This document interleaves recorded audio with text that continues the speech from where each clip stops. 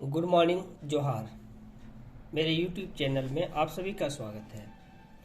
तो हम पिछले कक्षा में आप लोगों को क्लास 4 और क्लास 3 का हमारी दुनिया का सामाजिक अध्ययन के पाठ्य पुस्तक के बारे में बताए थे। आज हम बात करेंगे हमारी दुनिया पाठ्य पुस्तक क्लास 5 से। ठीक है, तो इसमें क्लास 5 से इसमें चर्चा दिया गया है। पहले 5वां पाठ है, इसमें ज्ञान इंद्रियों के कमाल। ज्ञान इंद्रियों का कमाल। ठीक है, तो हम लोग ये जानते हैं कि ज्ञान इंद्रिय टोटल कितने होते हैं? 5 ज्ञान इंद्रियां टोटल कितने होते हैं? 5। जैसे नाक, कान, आँख, जीभ और त्वचा या स्किन या त्वचा। ठीक है, ये 5 ज्ञान इंद्रियां। इसके बारे में पाठ 5वां पाठ है ये, इसके बारे में बताया गया है। उसके बाद नीचे इसके बारे में कुत्ता के बारे में। कुत्ता, तो कुत्ता क्या करते हैं? ये लोग जो रहते हैं, सबसे पहली बात ये हल्की से हल्की आहट, हल्की से हल्की आहट को ये सुन लेते हैं। और इनको जब पता चलता है हल्की से हल्की आहट सुन लेते हैं तो ये भौंकना स्टार्ट कर देते हैं। इसीलिए इसका काम ज़्यादातर रखवाली के लिए किया जाता है। रखवाली के लिए, घरों की रखवाली के लिए। ठीक है, रखवाली के लिए किया जाता है। दूसरा, कुत्ता का अपने इलाके पे अपना एक क्षेत्र होता है, अपना इलाका उसका बांटा हुआ रहता है। तो इन लोग को पता कैसे चलता है? इन लोग का मल मूत्र जो होता है, मल मूत्र के लोग गंध से पहचानते हैं कि ये इलाका मेरा है, ये दूसरे का है, ये उसका है, ये इसका है। ये मल मूत्र के गंध से पहचानते हैं। अक्सर आप ध्यान दिए होंगे, कुत्ता लोग जहां भी मल मूत्र करते हैं तो अपना पैरों से खरीच कर उसका गंध को हमेशा ये करते हैं कि ये हमारा है या किसका, ये किसी और का इलाका है। उनसे इनको पता चलता है। उसके बाद में आ जाइए आप चींटियों के बारे में। ये चींटियां जो है ये एक साथ झुंड में चलती है, एक साथ ऐसे एकदम लाइन बाय लाइन। इसमें क्या करता है, जो चींटियां होता है वो आगे चलने वाली चींटियां रसायन कुछ छोड़ते हुए जाती है। तो इसमें क्या होता है, पीछे जो चींटियां चलती है वो उसी रसायन के अनुसार अपना उसका रास्ता में वो चलती है। वापस चींटियों का एक सिपाही चींटी होता है जो अपने बिल के आसपास वो रहते हैं। जितने भी चींटी आते हैं वो उनसे परिचित हो लेते हैं। ये मेरे ही घर का चींटी है या मेरे ही इलाके का, तो इनको इन करने देते हैं, वरना इन करने नहीं देते हैं। उनको सुन के पता लगा लेते हैं। इसके बाद आप आ जाइए चिल, बाज और गिद्ध। इन सभी पक्षियों से आप परिचित ही होंगे। चील, बाज और गिद्ध ये क्या करते हैं? वातावरण की सफाई करते हैं। वातावरण की सफाई करते हैं। कैसे? मरे हुए जानवरों को ये खाकर वातावरण की सफाई करते हैं। लेकिन इसमें जो दिया हुआ है आपका कि ये चील और बाज और गिद्ध ये हमसे 4 गुना ज्यादा देखते हैं, या 4 गुना दूरी से ज्यादा दूरी से देख लेते हैं। जैसे अगर हमारे घर के आसपास कहीं पे एक चूहा अगर मरा हो तो आप ध्यान दीजिएगा कि कुछ समय बाद वह चील या गिद्ध या बाद वो आते हैं और झपाट से उठा के लेके इसको चले जाते हैं। तो ये हमसे 4 गुना ज्यादा देख लेते हैं। अगर हम लोग 2 मीटर की दूरी से किसी वस्तु को देखते हैं तो ये 8 मीटर की वस्तु से चील और बाज और गिद्ध देख लेते हैं। ठीक है, ये चील, बाज और गिद्ध का था। अब इसमें है कि पक्षियों के बारे में। ज्यादातर पक्षी की आंखें सिर के दोनों तरफ होती है। जैसे कोई पक्षी, ये कौन सा पक्षी, मान लीजिए कोई पक्षी है, इसका चोंच है। ठीक है, तो ये पक्षी के सिर के दोनों साइड, इस साइड और इस साइड ज्यादातर पक्षी की आंखें उसके सिर के दोनों तरफ होते हैं। ये एक साथ दो अलग अलग, जैसे अगर इस दोनों साथ है तो एक साथ इस दिशा में भी और इस दिशा में भी दो अलग अलग चीजों के देख सकते हैं, दोनों दिशा की चीजों को देख सकते हैं। और जब वो सामने देखते हैं तो दोनों आंखें एक ही साथ में, जब सामने अगर देखना होगा तो दोनों आंखों से एक ही साथ वो देखते हैं। ठीक है, ये पक्षियों के बारे में है। और ज्यादातर पक्षी आप ध्यान दिए होंगे कि आजू बाजू की ओर देखने के लिए वो अपने गर्दन को हिलाते रहते हैं, रोटेट करते रहते हैं, गर्दन को इधर उधर हिलाते रहते हैं। क्यों? क्योंकि इनकी पुतली घूम नहीं सकती है। इनकी पुतली रोटेट यानी घूम नहीं सकती है। हम लोग अगर सामने देखते हैं तो थोड़ा सा इधर भी देख लेते हैं, थोड़ा सा इधर देख लेते हैं, ज्यादा नहीं, क्योंकि हम लोग सामने ये पुतली जो ब्लैक कलर का दिखता है धीरे धीरे इधर आके देख लेंगे, धीरे धीरे इधर, ज्यादा नहीं।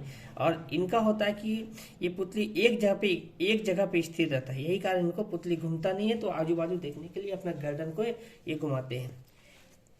इसके बाद इसमें उल्लू के बारे में दिया हुआ। उल्लू एक पक्षी है। दिन में जगने वाले जानवर कुछ रंग को देखते हैं। जो जानवर दिन में जगते हैं तो ये कुछ ही रंग को देख पाते हैं।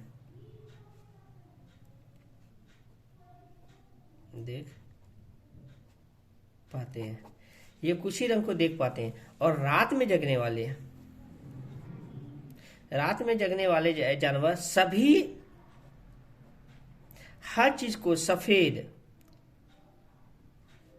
और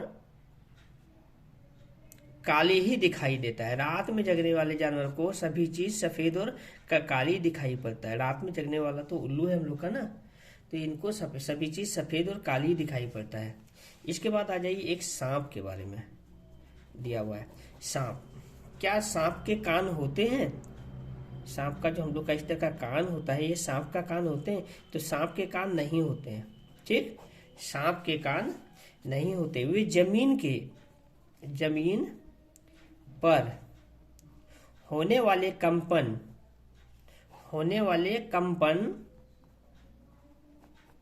से महसूस करते हैं। सॉरी, जमीन पर होने वाले कंपन से वो महसूस करते हैं सांप। ठीक है, तो इसके बाद आप आगे थोड़ा सा और आ जाइए। सांप के बाद तूफान या भूकंप। तो अभी तो हम लोग हमेशा देखते हैं तूफान या भूकंप आने के पहले बताया जाता है कि इस इलाके को खाली कर दिया, यहाँ पे तूफान आने वाला है या इस इलाके में भूकंप आने वाला है। क्या पहले जमाना में ऐसा होता था? तो तभी तो विज्ञान इतना विकास नहीं किया था। लेकिन पूर्वज तूफान या भूकंप, लेकिन उस समय के लोग जो जंगल में रहते हैं वो लोग को पता चल जाता था। वो लोग समझ जाते थे कि इस जगह पे कोई, मान लिया ये कोई जंगल है, यहाँ पे कुछ लोग रहते हैं। तो जो जंगल में रहने वाले लोग होते हैं, अगर यहाँ पे कोई तूफान या भूकंप आने वाला है तो इस समय क्या होता था, जंगल के जितने भी पक्षी हैं, जितने भी जानवर हैं, सांप, बिच्छू, चूहा, पक्षी, जो भी है, कुछ अजीब टाइप का हरकत करने लगते थे। ये जितने भी सांप होते थे जमीन में अंदर से वापस बाहर आ जाते थे, चूहा भी बाहर आ जाता था, पक्षियां अजीब टाइप का हरकत करने लगते थे। इससे वहां के रहने वाले लोगों को पता चल जाता कि इस इलाके में कोई अनहोनी होने वाली है। ठीक है, इस इलाके में अनहोनी होने वाली है। उस इलाके को वो लोग झटपट खाली कर देते थे। इस तरह वो लोग अपना जीवन की पहले रक्षा करते थे। यही एक कहानी है 2004 दिसंबर की। ये कहानी है सन 2004 दिसंबर की। आपका अंडमान की है। अंडमान के पास एक खास जनजाति लोग रहते थे, खास आदिवासी जाति या जनजाति, आदिवासी लोग रहते थे। तो इन्होंने अपने अंडमान में जो भूकंप आया था, जो सुनामी आया था, उस समय सुनामी आया था 2004 में, तो यहाँ के आदिवासी को वहाँ के जानवरों से ही पता चला था कि इन लोग का हाव भाव ही देखकर उन्हें पता चला था कि यहाँ सुनामी आने वाला है। और ये लोग उस जगह से निकलकर दूसरी जगह चले गए। तो इस तरह वो लोग अपना जान बचाए थे। कौन बचाए थे? आदिवासी लोग। जो तूफान और भूकंप आते हैं तो जानवरों की हरकत को देख के 2004 ईस्वी दिसंबर में अंडमान में आदिवासी लोग इनकी हरकत से पहचान गए थे, इन जानवरों के जंगल से, जो वहां पे सुनामी आया था और वो लोग अपना जान बचाए थे। इसके साथ साथ एक दिया हुआ है डॉल्फिन। डॉल्फिन डॉल्फिन जो होता है वो अलग अलग आवाजें निकालकर अलग अलग आवाजें निकालकर एक डॉल्फिन दूसरे डॉल्फिन से बात करते हैं। ठीक है, ये अलग अलग आवाजें निकालकर एक दो डॉल्फिन दूसरे डॉल्फिन से बात करते हैं। डॉल्फिन यानी मछली। डॉल्फिन मछली के बारे में है। ठीक है, तो आपका डॉल्फिन मछली के बारे में। अब आ जाते हैं हम लोग मच्छर, मलेरिया। मच्छर, आप लोग ध्यान दीजिएगा, कभी भी कहीं भी आप जाके कार में बैठिए, ऑफिस में, वर्क ऑफिस में, स्कूल में, या कहीं भी बैठिए, तो देखिए कुछ देर बाद वहां पे कोई ना कोई मच्छर आ जाता है। तो मच्छर को ये पता कैसे चलता है? मच्छर को हमारे पैर के तलवे से और शरीर की गर्मी के गंध से, शरीर की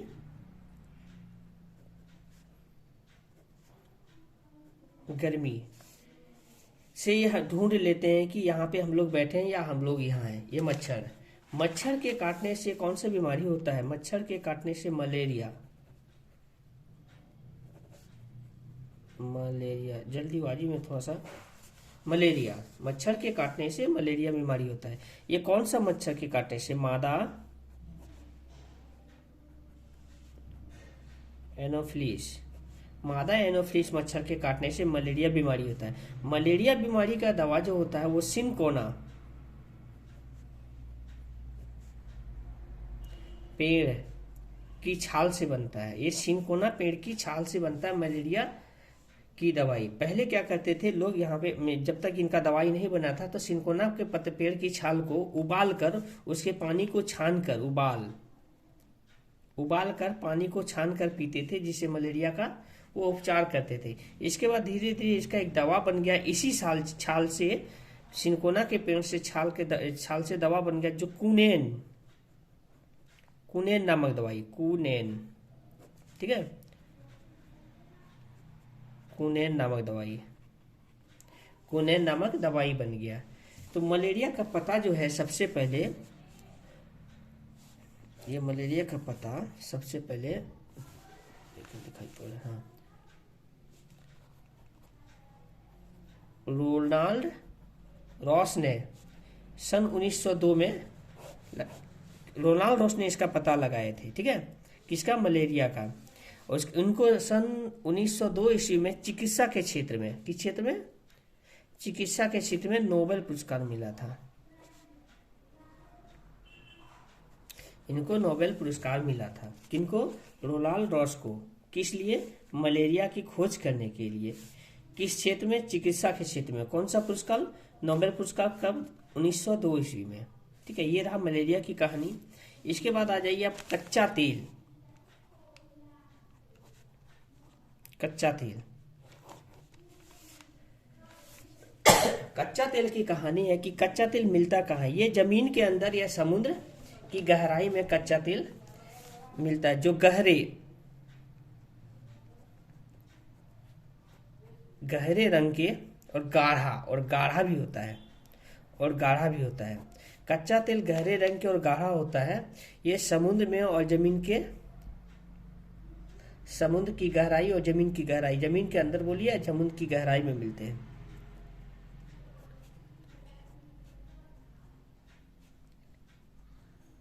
गहराई या जमीन के अंदर।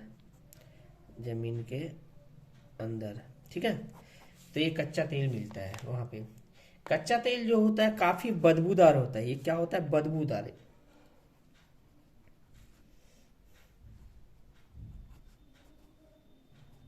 ये काफी बदबूदार कच्चा तेल होता है। कच्चा तेल को ले जाके तेल शोधक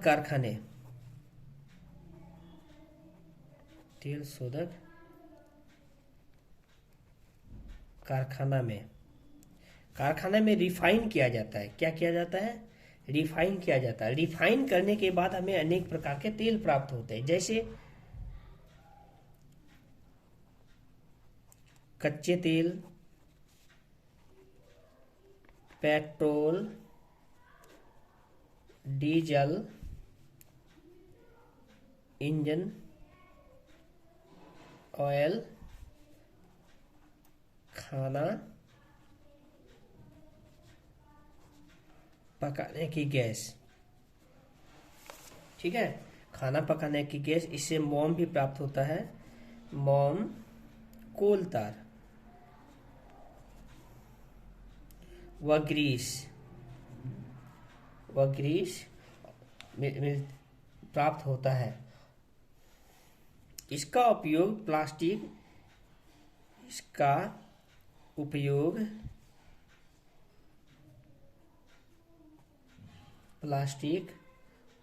और पेंट बनाने में होता है।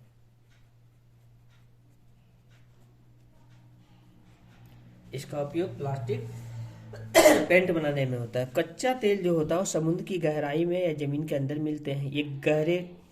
ये गहरे रंग के गाढ़ा होते हैं। ठीक है, गहरे रंग के गाढ़े होते हैं। साथ ही ये बदबूदार होता है, बहुत बदबूदार होता है। इनको तेल शोधक कारखाने में लाके रिफाइन किया जाता है। रिफाइन करने के बाद हमें कच्चा तेल, पेट्रोल, डीजल, इंजन ऑयल, खाना पकाने की गैस, मोम, कोलतार, ग्रीस। मोम, कोलतार, ग्रीस, ये बहुत इंपॉर्टेंट है। ज़्यादातर एग्जाम में यही तीनों को लेके पूछते हैं। बाकी तो लोग जानते ही हैं कि पेट्रोल, डीजल और ऑयल इंजन खाना पकाने का गैस मिलता है, लेकिन मोम, कोलतार, गैस ये ज़्यादातर एग्जाम में पूछे जाते हैं। और साथ ही साथ प्लास्टिक और पेंट बनाने के काम में आता है। प्लास्टिक और पेंट बनाने के काम में आता है। ठीक है, अब इसके बाद चलिए आइए आप मोदिनी नगर।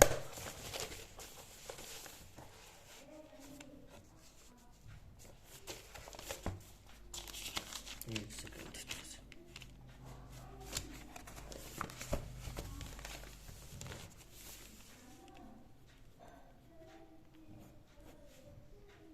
मोदिनी नगर। मोदिनी नगर से 20 किलोमीटर दूर औरंगा नदी। ठीक है, मोदिनी नगर से 20 किलोमीटर दूर औरंगा नदी के किनारे पलामू का महान चोर शासक का किला था। पलामू के महान चोर शासक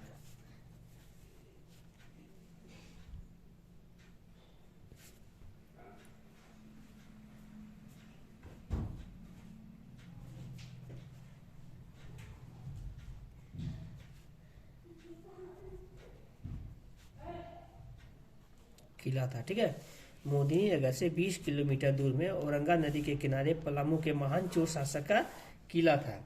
इनका किला दो जगह था। एक था मैदानी क्षेत्र में,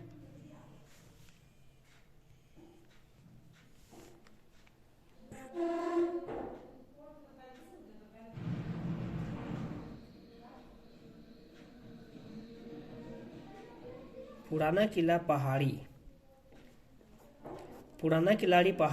पर था। पुराना किला।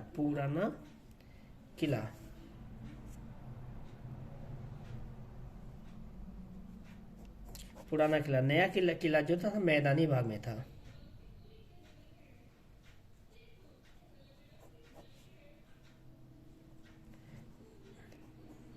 नया किला मैदानी क्षेत्र में था। तो इसी को कहते हैं हम लोग दोनों को पलामू का किला। वास्तव में ये दो किला थे। ठीक है, मैदानी क्षेत्र और में नया किला, इसमें था नया किला और आपका पहाड़ी क्षेत्र में था पुराना किला। ठीक है, नया किला का जो पहला दरवाजा था, पहला या प्रथम बोलिए दरवाजा, उसको नागपुरी दरवाजा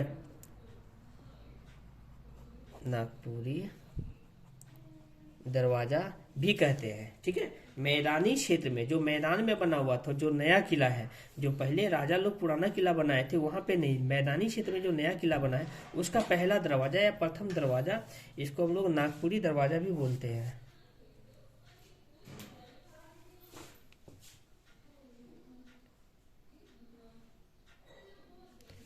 ये पुराना किला का कुछ कहीं कहीं पे लिखा हुआ था, संभवतः ये भगवंत राय ने बनवाए थे, राजा भगवंत राय, संभवतः राजा भगवंत राय, संभवतः राजा भगवंत राय ने जी वही बनवाए थे। ठीक है, इसके बाद आप लोग चल जाइए, आप अब चर्चा करते हैं हम लोग स्टार गर्ल। स्टार गर्ल, ठीक है, स्टार गर्ल यानी किसके बारे में हम लोग बात करें? सूरमणि,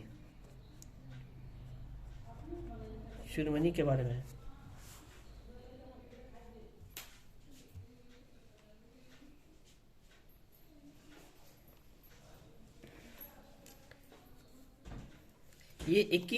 ये सूरमणि जो लड़की थी, ये जब भी स्कूल जाती थी पढ़ने के लिए, इनको जंगल से बहुत लगाव था। कहा जाता था अगर स्कूल, इनका घर यहाँ पे है, स्कूल यहाँ बगल में ही है, इधर कोई जंगल है, तो ये हमेशा अपने घर से निकल के जंगल होते हुए वो स्कूल आती थी। ये सीधा घर से स्कूल का भी रास्ता है, लेकिन इधर से नहीं आती थी, ये हमेशा जंगल से होकर आती थी। इनको जंगल से बहुत ज्यादा लगाव था। ठीक है, ऐसा सूरमणि का था पहले से। 21 साल की उम्र में, 21 साल, 21 साल की उम्र में वास्पी दीदी,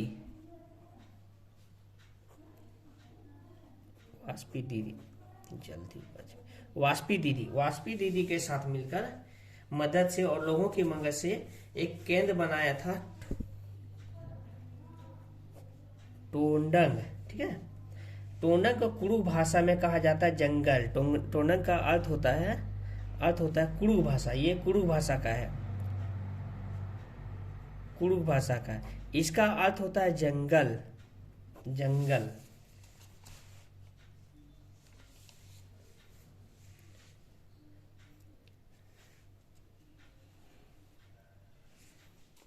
ये टोंडंग एक केंद्र जो खुलवाए थे, ये जंगल होता था इसका। टोंडंग एक केंद्र खोले थे ये लोग। कौन कौन? वास्पी दीदी और वहां के लोग मिलकर। इसका अर्थ होता है, रियल में ये कुड़ुक भाषा का है, ये कुड़ुक भाषा से टोंडंग है। इसका अर्थ होता है जंगल। इसका अर्थ क्या होता है? जंगल। ये इसलिए खोले थे कि आदिवासियों का कुछ खास किताबों को यहाँ रखा जाए, इनकी पुरानी जो रीति रिवाज से संबंधित है सारा सामान को यहाँ रखा जाए। जैसे आदिवासियों का वाद्य यंत्र होता है, बांसुरी, ढोलक, इसको भी ये यहाँ रखा जाए, और ये यहाँ पे रखा गया है। जैसे इसमें इनका खास किताबें हो गया, बजाने के लिए जो बांसुरी होता था, ढोल होता था, इनको यहाँ पे रखा गया है। बाद में धीरे धीरे जंगल अधिकार कानून 2007, जंगल अधिकार कानून 2007 आया कि किसी भी जंगल क्षेत्र में, सपोज इतना बड़ा यहाँ पे जंगल है, इस क्षेत्र में कोई भी अगर आदिवासी 25 साल से यहाँ पे निवास करते हैं, यहाँ पे रहते हैं, तो इस जंगल से उस आदिवासी को नहीं हटाया जाएगा, इस जंगल का वो निवासी बन जाएंगे। ये जंगल अधिकार कानून 2007 में ये लाया गया था कि कोई भी आदिवासी अपने से 25 साल से जिस क्षेत्र में रहते हैं वहां से उनको नहीं हटाया जाएगा।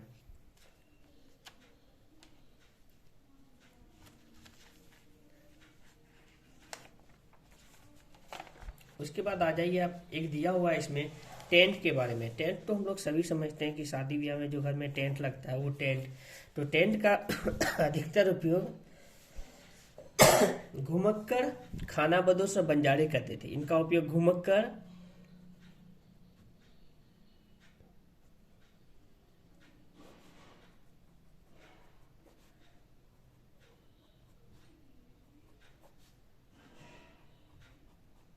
बंजारे लोग इनका उपयोग करते थे टेंट का।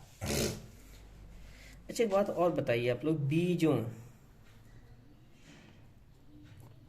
बीजों में हम लोग जो पानी डालते हैं या खेत में डालते हैं बीज को अंकुरन होने के लिए, ताकि उससे हमारा पौधा निकले, हम फसल लगाते हैं तो बीज डालते हैं खेत में। बीज में सबसे पहले किसका अंकुरन होता है? बीज में सबसे पहले किसका अंकुरन होता है? तना का या जड़ का, जड़, ऐसे यहाँ लिख देते हैं, यहाँ पे जड़। बीज में सबसे पहले किसका अंकुरण होता है, तना का या जड़ का। हाँ, तो बीज जैसे कोई लीजिए छोटा सा ऐसे करके, तो इसको पानी देके मिट्टी में ढक दीजिएगा, तो सबसे पहले किसका अंकुरण होकर निकलेगा। तो सबसे पहले आप ध्यान दीजिएगा, बीज का जो अंकुरण होकर निकलता है तो वो धीरे धीरे धीरे धीरे अंदर की ओर आ जाता है, ये ऊपर की ओर नहीं निकलता है। हाँ, तो अंदर की ओर जाता है, मतलब ये जड़ का सबसे पहले अंकुरण होता है। ठीक है, ये तना का नहीं होता है, तना का नहीं होता है, जड़ का होता है। बीजों में अंकुरण सबसे पहले जड़ का होता है। ठीक है, इसके बाद आप कश्मीर, कश्मीर में एक हाउस बोट, हाउस बोट बोल के एक नाव है जो पानी के ऊपर तैरता है। ये 80 फीट लंबा और 8 से 9 फीट चौड़ा होता है, चौड़े होते हैं। इसके अंदर जो छत होता है इसका, हाउस बोट का छत, छत में बहुत सुंदर सुंदर नक्काशी किया हुआ रहता है। ठीक है, सुंदर सुंदर चित्र बनाया हुआ रहता है, नक्काशी किया हुआ रहता है। इसके बाद एक थोड़ा सा और इसमें दिया हुआ है आपका,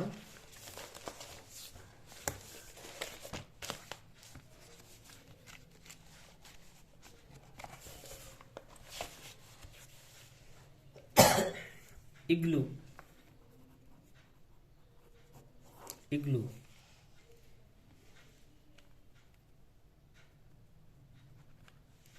इग्लू के बारे में, ये बर्फ का बना एक घर होता है, बर्फ का बना एक घर होता है, जहां पे वर्ष पर बर्फ जमी रहती है। रहने के कारण बर्फ का बना एक घर होता है, जिसकी दरवाजा, एक छोटा सा इसमें एक दरवाजा होता है, खिड़कियां इसमें नहीं होती है, दरवाजा छोटा सा। मान लीजिए कि इतना छोटा एक दरवाजा, बर्फ गिरा हुआ यहाँ पे, इतना छोटा एक दरवाजा हो गया, ऐसे ये करके इसे पूरा सा घर बना दिया। यहाँ पे ये चारों तरफ बर्फ से ही, ये बर्फ से बना, थोड़ा सा यहाँ पे है बर्फ का एक मोटी लेयर यहाँ पे चढ़ा हुआ है। ठीक है, ये छोटा सा एक दरवाजा होता है। यहाँ पे खिड़की जो होता है, खिड़की इसमें नहीं होता है।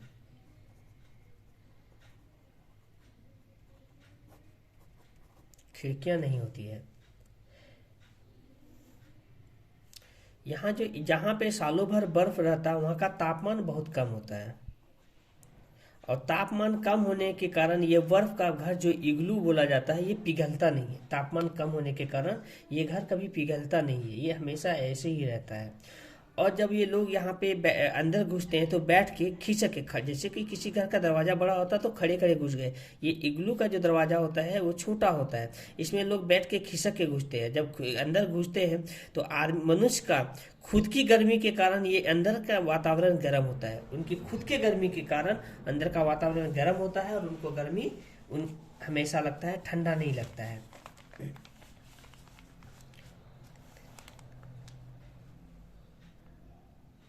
इसके बाद एक नीचे इसमें दिया हुआ मृत सागर के बारे में, आप लोग हमेशा सभी को सुने ही होंगे, मृत सागर।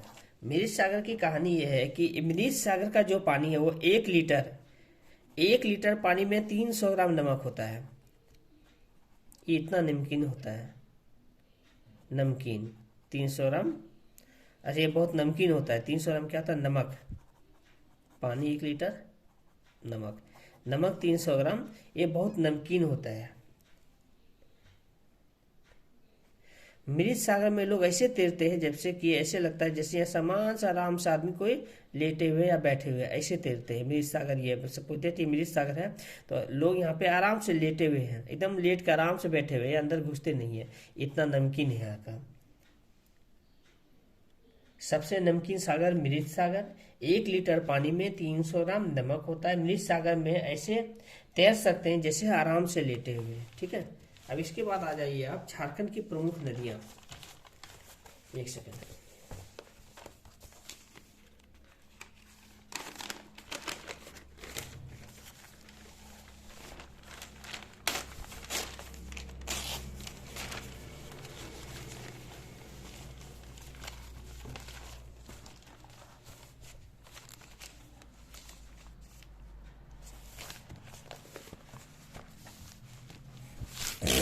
झारखंड की प्रमुख नदियां, झारखंड की प्रमुख जलप्रपात या जल कुंड, ये इसकी चर्चा क्लास 5 के हमारी दुनिया पुस्तक में, पर्यावरण अध्ययन की पुस्तक में किया गया है। जैसे यहाँ पे हम एक एक करके दर्शाते हैं। जल कुंड, जल कुंड, यहाँ पे सूरज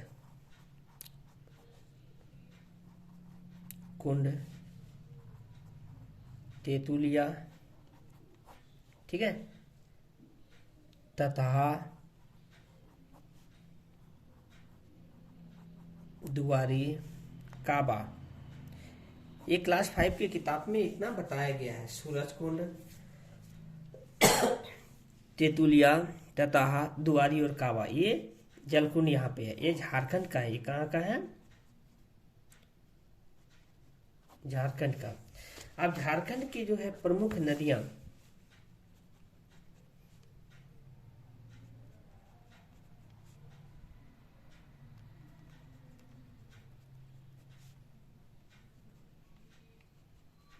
झारखंड की प्रमुख नदियां, उत्तरी कोयल,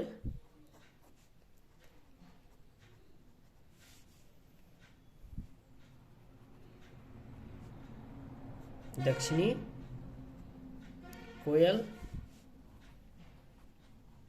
बराकर नदी, दामोदर नदी, स्वर्णरेखा नदी, पंचाने नदी, ठीक है। उत्तरी कोयल, दक्षिणी कोयल, बराकर, दामोदर, स्वर्णरेखा, पंचाने, ये यहाँ की प्रमुख नदियां हैं। उसके बाद आइए, आ जाइए आप जलप्रपात में। जलप्रपात में हुंडरू, हुंडरू जलप्रपात, ठीक है। ये जो है स्वर्ण रेखा, हुंडरू जलप्रपात जो है वो स्वर्ण रेखा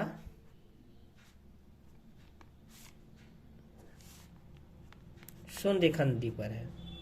इसकी ऊंचाई 320 फीट है। इसकी ऊंचाई कितनी है? 320 फीट। हुंडरू जलप्रपात की ऊंचाई 320 फीट है।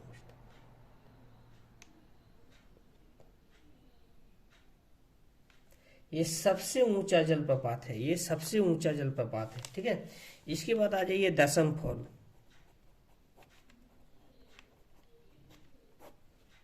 दसम फॉल,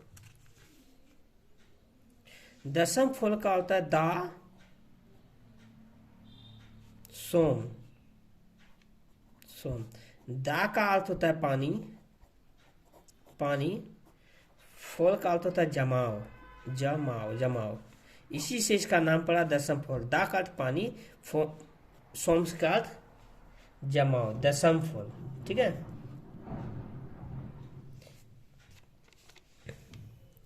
इसके बाद आइए जोन्हा। ये रादू नदी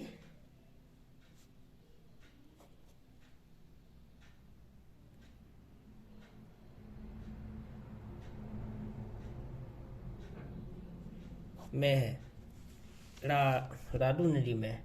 इसका है 140 फीट ऊंचा से जल गिरता है इसका।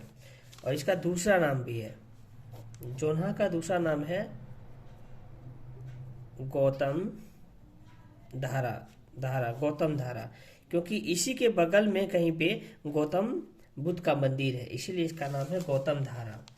उसके बाद आ जाइए पंचघाघ। अब इधर से यहाँ से कर देते हैं। पंचघाघ, ये आपका जलप्रपात है, ये पंचघाघ। पंचघाघ,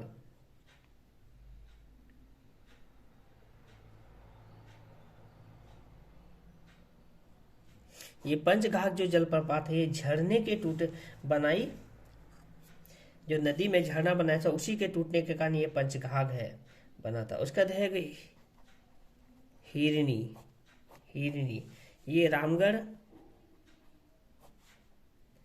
में, रामगढ़ नदी, इसका 120 फीट ऊंचा से है। ठीक है, तो ये आपका आज हो गया जलकुंड, प्रमुख नदी, जलप्रपात और पंचघाट। ये क्लास 5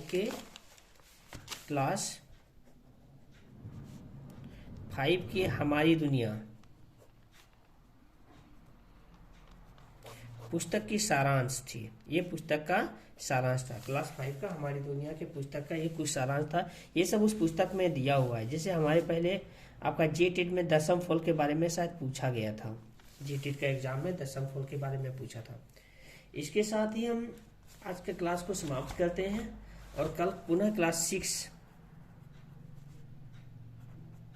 के भूगोल का पाठ लेकर आएंगे। ठीक है, तब तक के लिए विदा चाहते हैं। और एक बात, हम ये सारा ग्रुप में नहीं डाल सकते हैं। आप लोग जब भी मिले तो हमारे चैनल को सब्सक्राइब कर लीजिएगा, ताकि हम कोई भी वीडियो डालें तो सबसे पहले आपके पास नोटिफिकेशन पहुंचे। आप लोग इस चैनल को जरूर सब्सक्राइब कर लीजिएगा। ठीक है, गुप्ता सर विजय, ये मेरा चैनल का नाम है, गुप्ता सर विजय। इस चैनल को सब्सक्राइब करिएगा। ठीक है, तो कल फिर मिलते हैं नए क्लास के साथ। जय हिंद।